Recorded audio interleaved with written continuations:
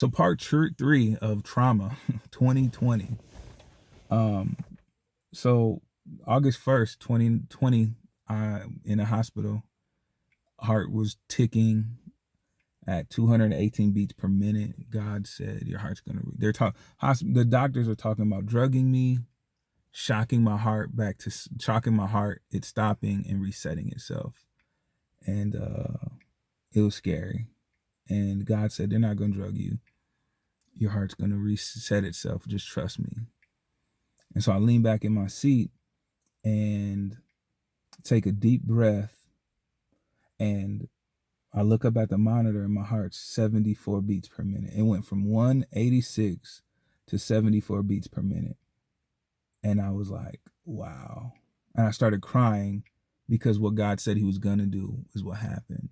And the Father reminded me of the vision that he was doing in my life, that he was going to do great things, but I needed to trust him through this process.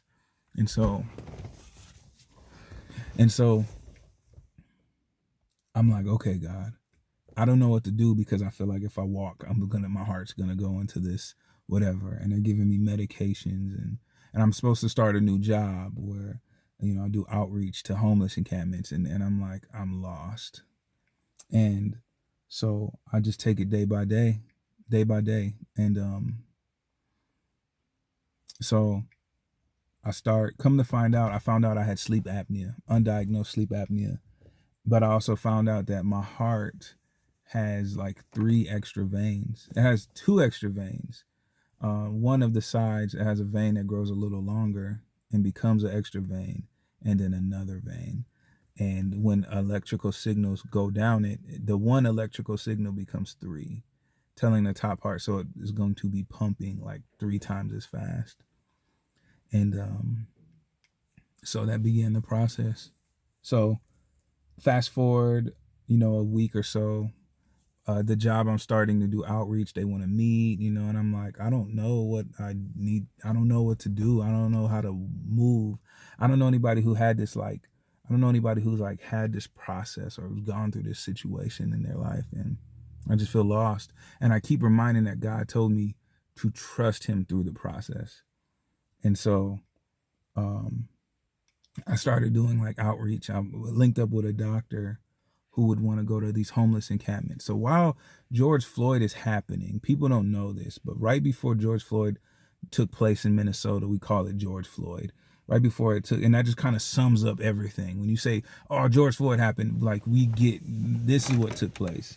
Right before George Floyd, as a pandemic was in full swing, there were homeless encampments throughout Minneapolis. And I don't know if the news is going to share that, but parks just had swarms of people living in them. A little historical background, what little I do know. Back in like 2008, a law was passed that people who, in order to own property in Minnesota, you did not actually have to live in Minnesota. At that point in time, you could live in a different state. You could live in a different state, and you could live in California, never been in Minnesota, and just click a button, and now you own a 2-bedroom apartment. Now there could be a Native family or Hispanic family or a Black family or a poor white family living in there, Somali family, and now all of a sudden, because you own it and you own stuff in Minnesota, your 2-bedroom apartment that was $800 a month is $1,200 a month. Guess what? You got to leave. Where you lived for the last 10, 15 years, you need to leave next month. You're evicted. You don't have the money to stay here. Prime real estate, you got to go. And so since then, homelessness is on the rise. Minnesota has always had a strong ability to help the homeless, but it's grown. Rent has grown and people can't survive. And so now you have parks filling up with tents because the best thing to be if you're homeless is next to other homeless people. And so that's like March. I mean, that's even December of 2019. Like I thought I was going to live in a homeless encampment in the middle of winter because finding an apartment in Minnesota is horrible. It really is. So when my RV burned down in video 1, that was an option. Do I go live in a homeless encampment? Oh no, I got an RV. Okay. So moving forward, August of 2020, August, September, October, I paired up with this doctor who was doing outreach during the riots because things kind of burned down. And the doctor was like, he asked his job in Edina, which is like ritzy, ritz, nice. He told his job, he was like, hey, people in South Minneapolis don't have pharmacies, and you can only survive maybe 3 days. Like a diabetic can only survive like maybe 3 days without a diabetes medicine. And so he's like, we need to be out there on the ground writing prescriptions and meeting people. And his hospital said, no, actually, because of the pandemic and because it's not safe, riots, we're going to be pulling people out of Edina, which ain't really that nowhere near South Minneapolis. But so he's like, they're like, so not only that, not only are we going to not send people to the streets to do their job, we're going to be sending them home and paying them to stay at home. And he goes, that's some bullshit. And so he goes, I quit. And he goes to the streets with a K, and starts meeting people and like writing prescriptions and like being a doctor in the hood. This is a white man in the middle of a race war going to the poorest parts of Minneapolis and going, what do you need? How can I help you? And so he's going to homeless encampments and he kind of needs a partner. So me, big black me, goes, okay, I'm going to go with you. I'm going to be your security guard. And so that's what we would do. We would go to these homeless encampments and meet people and talk to people and find out what resources were available and see how we could like bless people. And there was times in the homeless encampments that we would meet people. I got a pretty graphic story for you. We would meet people and like there was this lady, I cannot remember her name, like Mickey or something, Minnie, and she was in a homeless encampment by herself, and something happened where she had a colostomy bag, and but she didn't have any bags. It was just a hole in her stomach, and the doctor's like, he's trying to figure out, well, how can he help her? And he's like, how do you clean this? Where are your bags? And she's like, my bags are somewhere not there. And he's like, how do you clean it? She's like, I just take a towel and I just wipe it. And he's like, look, yo. And so what she would do is just take drugs and lay in this homeless encampment every day. And people were dropping like flies. People were overdosing. And so I would follow him to the homeless encampments, and he would teach CPR and, what to do first aid and all these different resources and sharp containers and all of that. And prescribe people things to like help them get off drugs and refer people. And he was really doing the work. And he was like, look, Minnie, if you do not get the bags and get clean, I can only do so much. He said, but you won't survive until tomorrow. You're doing drugs and you're not cleaning yourself, and all you need is an infection and you will not be alive. And he would look people in their eyes and just serve it up straight to them. And, we'd be in the middle. I mean, and the thing is, the homeless encampments were like, everything is for sale. Everything is for sale. And you can be in there trying to get people off drugs, but there's people there that are like trying to keep people on drugs, And so people didn't necessarily want us there, So there were just times that I won't even say that, but there was this one time we were there just doing hot welfare checks. And there we go. There was a time when we were just doing welfare checks, and I remember we were just cutting open tents, and it was like it had snowed, so it was cold, and we were cutting open tents to check and see if there was someone in it. Like if we went to your tent and there was no answer, hey, how's it going? And we got to come back a couple minutes and cut your tent open, because we don't know if there's a body in there. It's frozen, overdosed people, And I remember doing that. And at some one point, this girl came up to us and was like, hey, we've been talking to a while, and she was in a relationship, an exploitative relationship. She was living in a tent with a guy. It was just a one-person tent, her and a guy, and he would, drug her up, and he would sell her. Like, people come in and sleep with her, and that's how he got money. And then he would just feed her drugs to keep her. And she's like, I want to get free. I got a daughter I ain't seen in months, and I want to get free.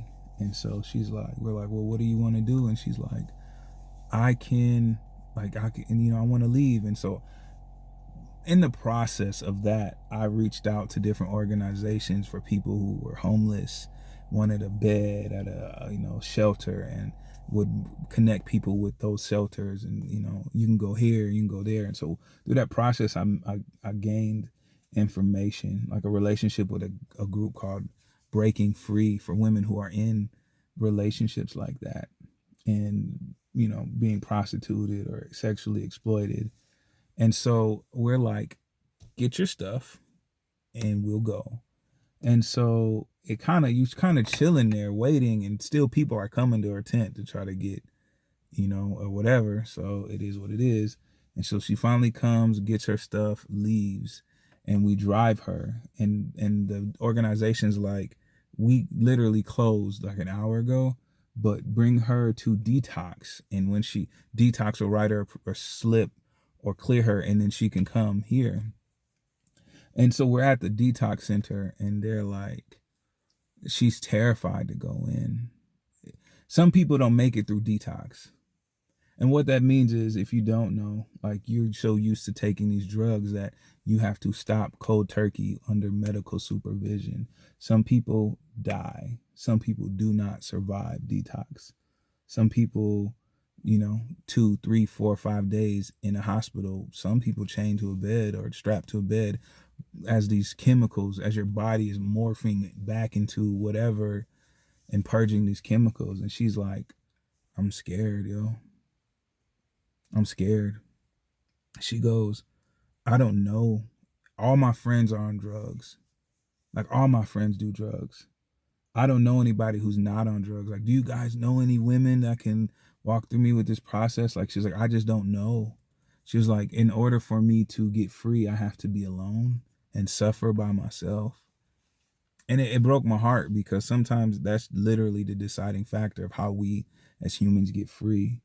Sometimes we got to walk through things by ourselves, and that's never God. God didn't call us to be alone, but how we as humans treat one another, we oftentimes just sacrifice one another. Or, oh, brother, that's too much. I'm going to smile on your face and shake your hand and ignore you as I walk out of church, because your issues are too big for me, Jesus said to the Pharisees, like, you whitewashed tombs full of dead man's bones.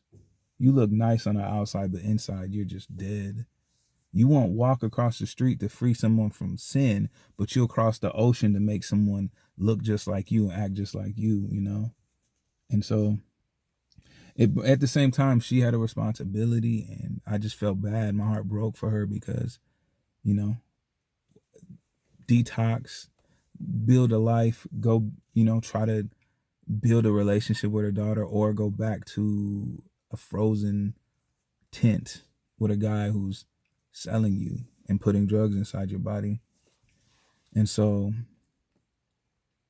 we just end up bringing her to Target and getting her clothes and stuff she needed to just survive. And we even got her daughter a birthday present, and she just went back to the homeless encampment.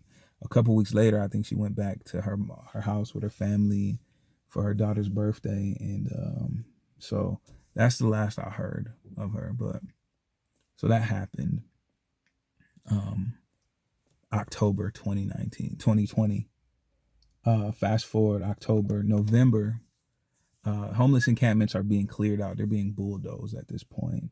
And so homeless people are fleeing or moving their stuff. And to like the Greenway, which is like, it used to be train tracks, sub-level, and people are hiding kind of like an alley underneath the city, like Skid Row.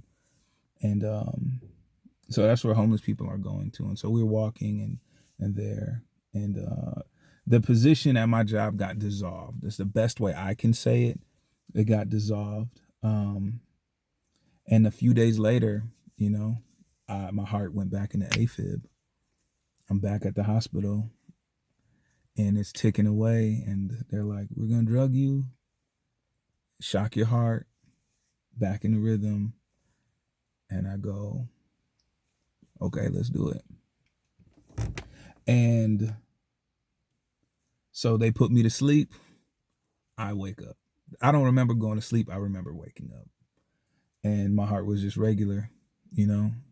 And I woke up. I wasn't afraid of COVID. I wasn't afraid of getting COVID. I wasn't afraid of, and I knew I needed the surgery. And they're like, you're going to have to take these meds faithfully.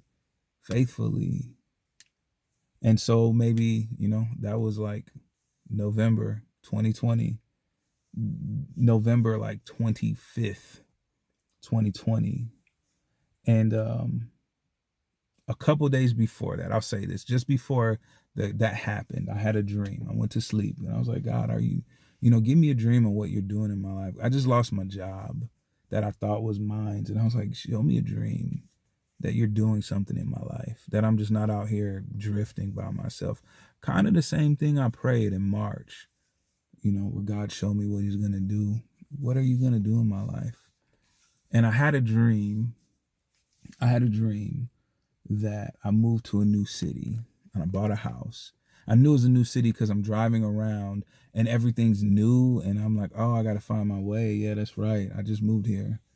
And I'm in a new house. It's my house. I'm carrying boxes into this master bedroom with like bookcases and all these books and a huge bed. And attached to it was a master bathroom. And in the bathroom, I look in and there's this woman in a wedding dress, kind of like doing her makeup, getting ready for a wedding. But I'm like, this is my house. Like, why are you, you know?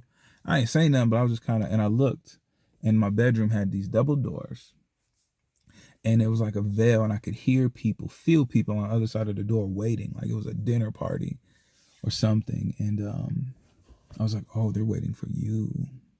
You know, and I'm in like jeans and boots and a t-shirt, and I look like I just been working, you know, moving into this house. And in the dream, I felt out of place. And then I wake up in the bed with this gorgeous bride woman next to me. You know, it wasn't anything sexual. It was just we're in bed, sleep, and I wake up. She's in her wedding gown. I'm still in my like go move dad outfit. And in the dream, I knew she was my wife. And I needed to go. I had an appointment, like to drop some. I guess in the dream, I had an appointment. I'm on my way, trying to find myself through a new city.